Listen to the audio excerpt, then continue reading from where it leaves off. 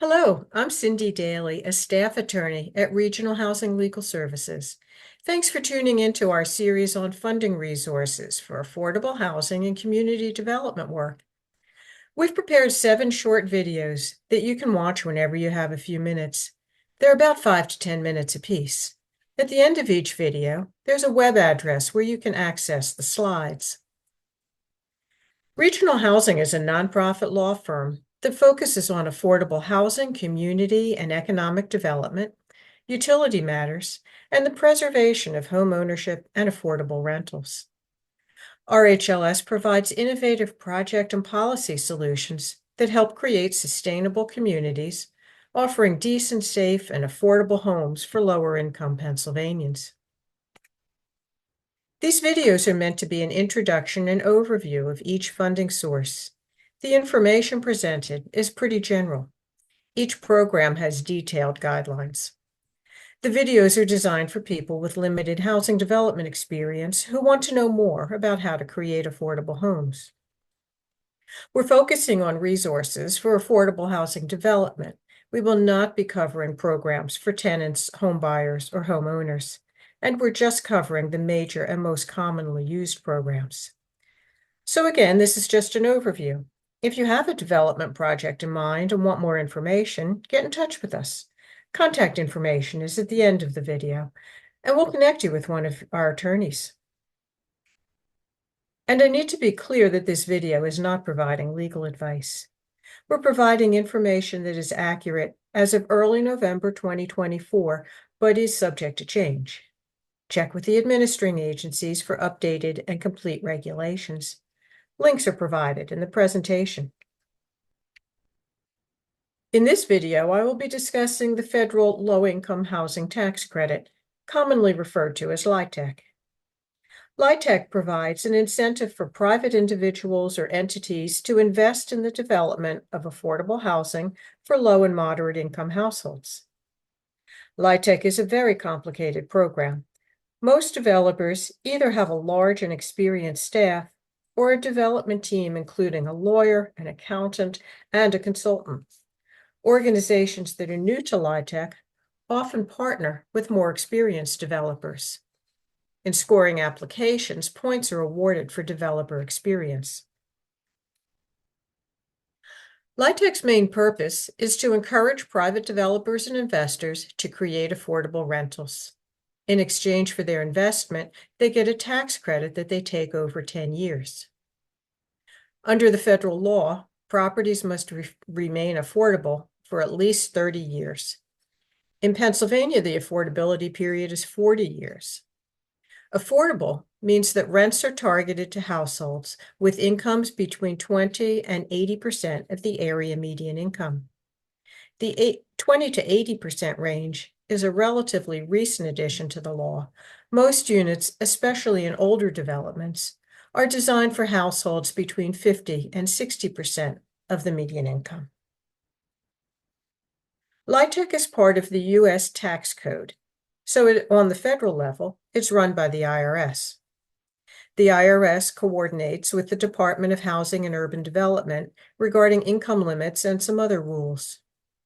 In addition, each state has its own administering agency, and in Pennsylvania, it's the Pennsylvania Housing Finance Agency. Both for-profit and nonprofit developers can apply for LIHTC. In fact, in Pennsylvania, there's a set-aside of 25% of the credits for nonprofits. The IRS only requires a 10% set-aside. The nonprofit does not need to be the sole developer, but must, in the words of the tax code, materially participate in the project throughout the 15-year compliance period. If the nonprofit is partnering with a for-profit developer, the nonprofit must have a management role and may not be affiliated with or controlled by a for-profit entity. Because of the complexity of LIHTC projects, larger projects are more financially sustainable. Small developments under 24 units are not likely to be awarded LIHTC credits. In the application for tax credits, the developer must designate a percentage of units for low-income households. As I mentioned earlier, for older LIHTC developments, the law targeted households at 50 or 60% of area median income. PHFA added targeting some units to households at 20% of AMI.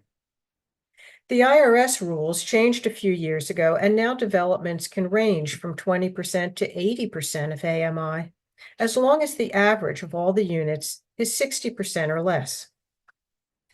Not all of the units in the project have to come under LIHTC, but to be competitive, most developments in Pennsylvania are all or mostly LIHTC units. If a developer is awarded the tax credits by PHFA, the equity investor becomes a partner and puts cash into the project.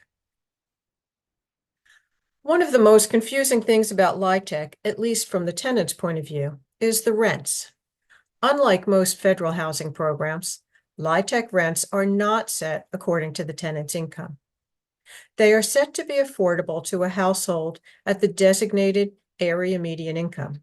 So, if a unit is designated as a 50% AMI unit, the rent will be set at 30% of the 50% AMI income limit for that geographic area, because 30% of income is deemed to be affordable. It's complicated. For more information on LIHTC rents and other rules pertaining to tenants, you can download our Tenants Guide, Renting a LIHTC Home, Everything You Need to Know.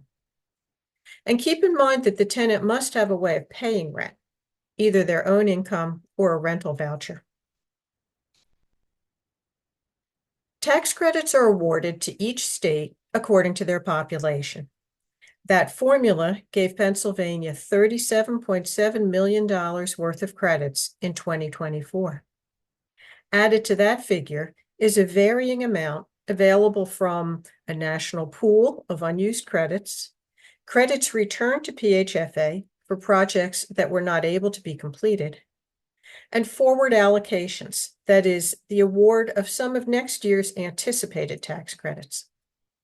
All of that allowed PHFA to award $55.5 million worth of tax credits in 2024. However, that was only half of the applications that were submitted. LIHTC is very competitive, and it is not uncommon for a developer to submit a proposal 2 or 3 times. LIHTC awards are governed by the Qualified Allocation Plan, or QAP. Each state has the leeway to add priorities or preferences over and above what is required in the tax code. PHFA publishes a draft QAP for public comment.